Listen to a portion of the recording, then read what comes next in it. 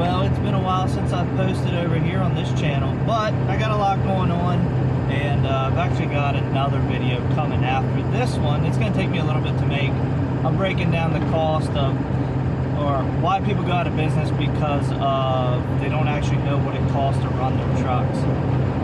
So, this video is about being a broker. So, if you need a vehicle or equipment or anything with freight moved, I am a broker. I can find, price, and get your freight delivered, cars delivered, whatever you may need. Now, everybody gives brokers a bad name, and yes, there is some terrible brokers out there. I've dealt with them. Being a transporter myself, I deal with it all the time. So I know how it goes, but I'm just going to give you like a couple scenarios, like one I'm dealing with kind of now, that just kind of explains where the miscommunication happens sometimes. So I have 5 vehicles like within this week so far being transported as me being the broker. 2 of which for Almond, smooth as can be. Payment was smooth. They sent me the money. I found the drivers. It's smooth as can be. You wish every single one was like that. So thanks, Almond. I know you watch this. I appreciate it.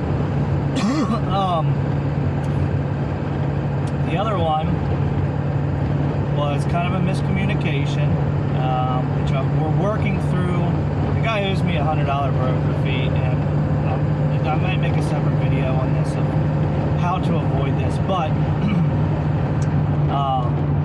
the circumstance is the guy wanted to pay cash to the driver on delivery. Well, he didn't collect the full amount. He collected what he was getting paid and thought I was sending him extra money, but he agreed on a set price, and we're working through it. Because I got all the messages and information from when I posted it, so it's like, I don't know what you're talking about. So that one's a little hairy. Not worried about that one.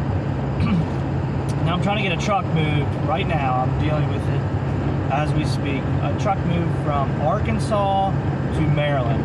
Now the truck is an F450. It's just a crew cab dually. It's not like a utility body or anything. So the guy, I had it posted for whatever price. The guy asked for $200 more. I went back to the customer. The customer said, yes, let's do it if he can pick it up today. Because they want to get it out of there. The truck's at a shop, which I'll talk about here soon. So he's there this morning. I've got the number 4. And this is kind of what goes wrong. There's too many people involved. So just think about this. You got the driver, you've got me, you've got the shop that the truck's at, you've got the owner of the truck, and then you've got the guy that's receiving the vehicle. So there's 5 people involved. And of course, miscommunication between 2 or 3 of them kind of throws a wrench in everything. So the truck is a 6.4 Power Stroke. You all know that they're all blown up. So it's either got bad turbos, a cracked piston, or something like that. But it runs enough to load on. Like the vehicle is getting loaded to. It was purchased to come back here and get fixed and be resold. So it runs enough to load and unload. Now I've had a couple of these transported for the same customer, and it's kind of the same thing. It might leak a little oil out of the tailpipe, or it might just run rough, be misfiring because it's got a cracked piston. So here's where it gets a little tricky. The driver shows up, tries to call the guy, tries to call the shop, nobody at the shop answers. He's got a big truck, so he doesn't want to pull back the lane if he can't get turned around. I completely understand that. So I get the number for the guy who actually owns the truck that had it diagnosed at the shop to say that it needed major work. So I have the driver give him a call to see if he can get a hold of the guy, somebody at the shop, or if he's close, if he can go over there. Of course, get a hold of the shop, and the guy says, well, this thing doesn't run and drive. It runs and drives enough to load. They just, they diagnose it as it's blown up, and they don't want someone driving it out of there. Whatever. The driver calls me, yelling at me, and I was like, here's the numbers of the guy who owns it and the shop. Like, it needs to be worked out with them that it's good enough to load. So I haven't heard anything back for like 10 minutes because they were gonna try to get it, and we all know they didn't want to jump it or deal with it because they're not getting paid because the work's leaving their shop. So that's where it gets frustrating because there's so many hands involved. But when there's like, when I can handle I can talk to the pickup location and I can talk to the drop location and the driver, and there's that, I can bridge that communication easily, everything pretty much goes smooth. And I'm speaking on experience because when I worked at the dealership for 7 years, I remember the advisors being like, oh, well, that thing, you can't drive that out of here. When it had like, I don't know, like a wheel bearing or something that was going bad, or whatever it may be, it had a misfire. When they just wanted to drive it enough to load it onto a trailer, move it enough so the tow truck could get to it, or whatever it may be, people are so quick to not want to do anything that they just, it doesn't run, or that's your problem. You don't have a winch, what's that? So hopefully I bridged that, got that reconciled, should I say, because the guy's there. The driver did get a little angry, which I understand, but he's like, I drove 5 hours to get here from Dallas, and I'm like, well, you're on your way. Like, you didn't drive 5 hours out of the way for like some special deal where I was, I begged you to drive out of your way.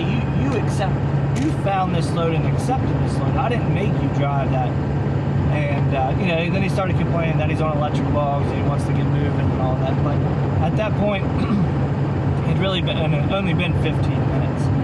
It's really rare that you get to a place, get in and out within 15 to 20 minutes, just because of like dealerships finding the car and finding somebody who has the keys and all that. So I'm gonna do like a whole series on being a broker, and like I'll show you guys maybe monthly what I'm making, and like show you like my margins and what I'm getting for rate per mile for the drivers and things like that. So if that interests you, stay tuned. It's kind of been a learning experience for me, because what I essentially want to do is learn it enough to be able to teach somebody, probably my girlfriend. So once our kid is 2-3 years old and he's getting around himself and things like that, feeding himself, she has time to be able to do phone calls, emails, things like that, and take that off of me. But I can't teach somebody what I don't know. So that being said, guys, thanks for watching. Thanks for staying tuned to this channel. I've been getting a lot of subscribers on this channel, even though I don't post as much. But the whole point of that was to keep the vlogs and the informational instruction stuff separate for the people that want to watch vlogs and people that want to watch instructional stuff. I mean, I hope that you guys watch both, but I know how it is when you want to get some information. I like to keep it separate. So thanks for watching, guys. We'll see you.